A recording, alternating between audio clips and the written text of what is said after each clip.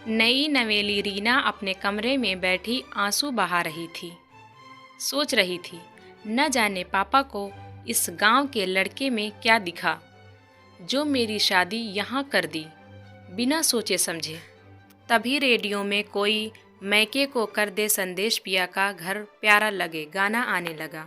विजय किसी काम से कमरे में आए तो रीना को रोते देख बोले, क्या यार, रेडियो पर तो गाना आ रहा, पिया का घर प्यारा लगे। पर तुम्हें अभी तक पिया का घर प्यारा नहीं लग रहा? कोई कष्ट है तो बताओ। किसी ने कुछ कहा क्या? मैंने तुम्हें बताया था अम्मा थोड़ा तेज मिजाज की हैं, पर मन की बहुत अच्छी हैं, उनकी बात दिल पर मत लेना।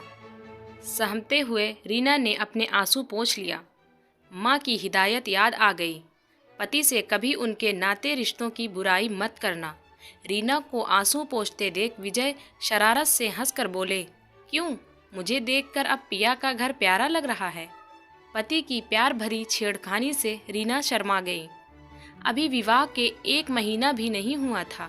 यूं तो विजय उसका पूरा ध्यान रखता था, पर शहर से गांव में आई रीना गांव के रीति रिवाज के संग तालमेल नहीं बैठा पा रही थी। सासू माँ को नई बहू से ढेरों अरमान, पर बहू तो अनाड़ी थी।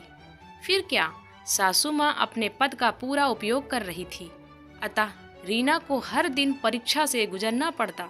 हाँ, रात में पति का प्यार उसके दिल के घावों पर मरहम लगा देता।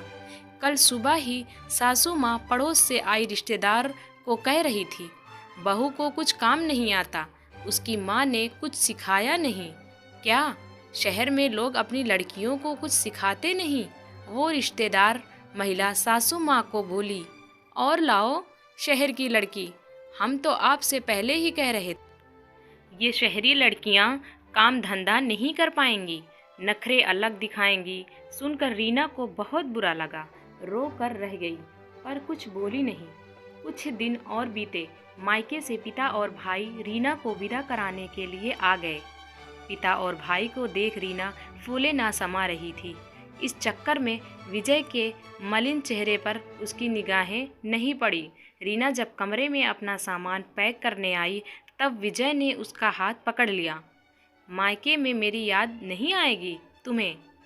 क्यों आएगी, मैं अपने घर जा रही हूँ, जब मन करे आप मिलने आ जाना।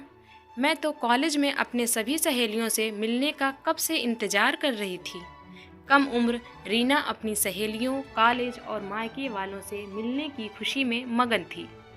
ठीक है, तुम वहाँ खुश रहो, मैं भी तुमसे मिलने नहीं आऊँगा, थोड़े आक्रोश से विजय ने कहा। मैं कौन सा आपके बिना दुखी होंगी, सोच रीना ने विजय के कथन को भाव ना दिया। मायके पहुँच दो। 3 दिन तो मस्ती में गुजरे, फिर पुरानी दिनचर्या चालू हो गई। पर यह क्या, रीना को कहीं कोई कमी लगने लगी।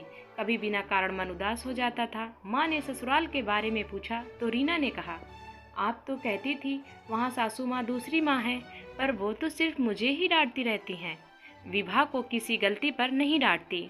अगर वो रिश्ते में भेदभाव करेंगी तो मैं कैसे वहाँ रह पाऊँगी। उस समय रजनी जी चुप रह गई, पर मौके की तलाश में थी।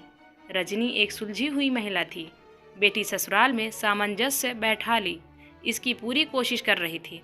ये उस समय की कहानी है जब मोबाइल का जिंदगी में प्रादुर्भाव नहीं हुआ था, चिट्ठी का ज़माना था। रीना ने न जाने क्यों पोस्टमैन का इंतज़ार करने लगी। हफ्ता भर बीत गया, विजय का कोई पत्र नहीं आया। रीना थोड़ी उदास रहने लगी, किसी काम में उसका दिल ना लगता। रजनी जी बेटी के मनोवृत्तियों को समझ रही थी। एक दिन रीना के सामने रजनी ने अपनी बहू को उसकी किसी गलती पर डांट लगाई। रीना को अच्छा नहीं लगा। बाद में अपनी भाभी से पूछा, माँ, आपको डांट लगाती हैं तो बुरा लगता होगा आपको।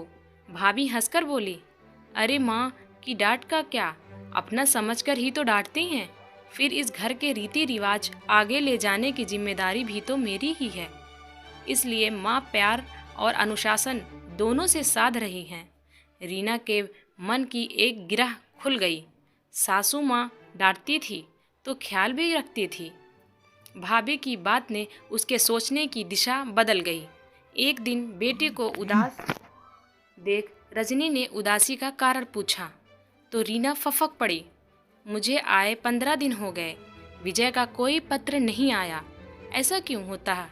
माँ, मुझे क्यों उनकी याद आ रही? उनको तो कोई परवाह नहीं मेरी। ये कैसा गठबंधन है? हमारा ये गठबंधन ऐसा ही होता है। दो अनजान लोग इस गठबंधन में बंध कब एक दूसरे के दिल में बस जाते पता नहीं चलता। एक दूसरे की इच्छा और रिश्तों का सम्मान भी इस गठबंधन की पहली शर्त होती है। समय के साथ ये गठबंधन और मजबूत हो जाता है।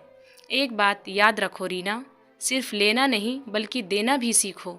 अगर विजय का पत्र नहीं आया तो तुम ही आगे बढ़कर लिख दो, तो तुम्हारी एक पहल तुम्हारे लिए खुशियों का द्वार खोल देगी। माँ की बातें सुन रीना का दिल हल्का हो गया। रात खाना खाकर पत्र लिखने बैठी थी। पेन मुंह में दबाए गहन सोच में डूबी। क्या संबोधन दूं? बाहर घंटी बजी, कुछ आवाज़ें आई, पर रीना तो पत्र लिखने की कोशिश में सब अनसुना कर दी। सामने अचानक विजय का चेहरा आ गया। रीना को लगा सपना देख रही। मुस्कुरा दी। कैसी हो मैडम? पिया का घर वीरान करके। आप कब आए? रीना हैरानी से बोली।